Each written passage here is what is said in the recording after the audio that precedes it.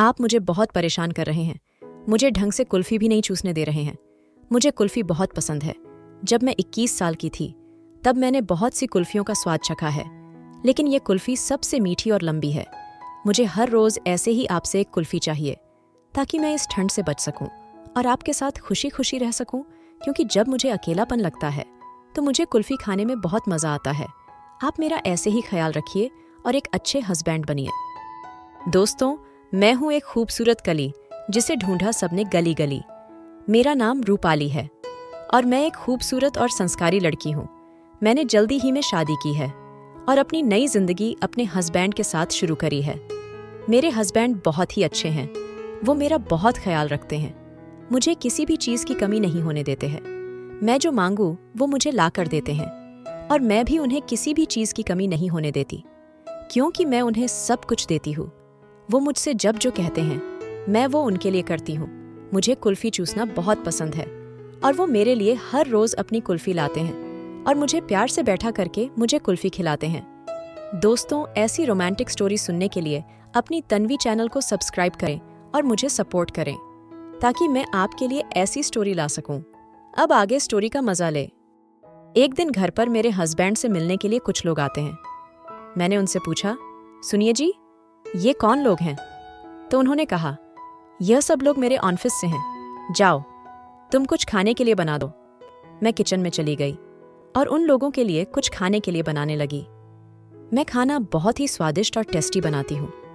मेरे पति जब भी मेरे हाथों से बना खाना खाते हैं तो खुशी से मुझे गले लगा लेते हैं।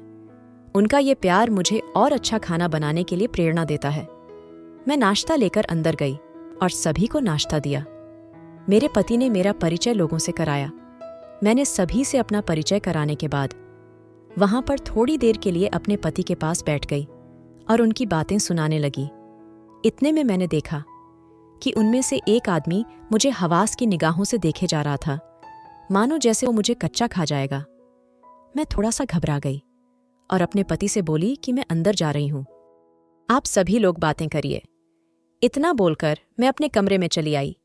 मन ही मन में यह सोचने लगी कि लोग कैसे कैसे हो सकते हैं, घर आते हैं और गलत निगाहों से दूसरों की पत्नियों को देखते हैं। मुझे बहुत ही गुस्सा आ रही थी। मैंने सोचा यह बाद में अपने पति से कहूं, लेकिन फिर मैंने सोचा किस मामला और बिगड़ जाएगा, तो मैं बात को जाने दिया और बात को वही रफा दफा कर दिया। मैं फिर टीवी चलाकर देखने लगी और मेरे पति उन लोगों से बात कर रहे थे। टीवी देखते देखते मैं सो गई। कुछ घंटे बाद मेरी आंख खुली तो मैंने देखा कि शाम के 6 बज गए थे। खाना बनाने का समय हो गया था। मैंने अपने हस्बैंड को आवाज लगाई और उनसे पूछा, आप खाने में क्या खाएंगे? उन्होंने कहा, मेरी जान, तुम्हें जो बनाना हो वह बना लो, मैं सब खा लूंगा। तुम खाना इतना ही अच्छा बनाती हो कि तुम्हारे हाथ से हर खाना स्वादिष्ट लजीज लगता है। मैं थोड़ा सा मुस्कुराई और बोली, जैसे मेरे पति की इच्छा, आप सभी लोग बातें करिए। इतना बोलकर मैं अपने कमरे में चली आई। मन ही मन में यह सोचने लगी कि लोग कैसे कैसे हो सकते हैं, घर आते हैं और गलत निगाहों से दूसरों की पत्नियों को देखते हैं। मुझे बहुत ही गुस्सा आ रही थी। मैंने सोचा यह बाद में अपने पति से कहूं, लेकिन फिर मैंने सोचा किस मामला और बिगड़ जाएगा, तो मैं बात को जाने दिया और बात को वही रफा दफा कर दिया। मैं फिर टीवी चलाकर देखने लगी और मेरे पति उन लोगों से बात कर रहे थे। टीवी देखते देखते मैं सो गई। कुछ घंटे बाद मेरी आंख खुली तो मैंने देखा कि शाम के 6 बज गए थे। खाना बनाने का समय हो गया था। मैंने अपने हस्बैंड को आवाज लगाई और उनसे पूछा, आप खाने में क्या खाएंगे? उन्होंने कहा, मेरी जान, तुम्हें जो बनाना हो वह बना लो, मैं सब खा लूंगा। तुम खाना इतना ही अच्छा बनाती हो कि तुम्हारे हाथ से हर खाना स्वादिष्ट लजीज लगता है। मैं थोड़ा सा मुस्कुराई और बोली, जैसे मेरे पति की इच्छा। कुछ दिन बाद मेरे पति एक कमरे में शांत जगह पर बैठे थे।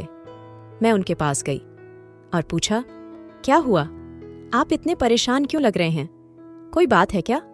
उन्होंने कहा, तुम्हें याद है कुछ दिन पहले जो लोग हमारे घर पर आए थे, उन लोगों से मैंने डील करी थी। मैंने पूछा, कैसी डील? तो मेरे पति ने बोला, मैंने उनसे एक प्रॉपर्टी खरीदी थी जो कि 1 करोड़ की थी। मैंने वो पैसे उनको दे दिए, लेकिन वो लोग धोखेबाज निकले और मुझे धोखे से किसी और की प्रॉपर्टी बेच दी। अब मुझे समझ में नहीं आ रहा है कि मैं क्या करूं और कैसे इस नुकसान की भरपाई करूं। मैंने उनसे कहा, परेशान मत हुई, हम मिलकर इस समस्या का समाधान निकालेंगे। मैंने पुलिस को फोन किया और पुलिस को सारी बात साफ साफ बता दी कि मेरे हस्बैंड के साथ कैसे धोखा हुआ। पुलिस ने पूरी छानबीन करी और उन लोगों को पकड़ लिया।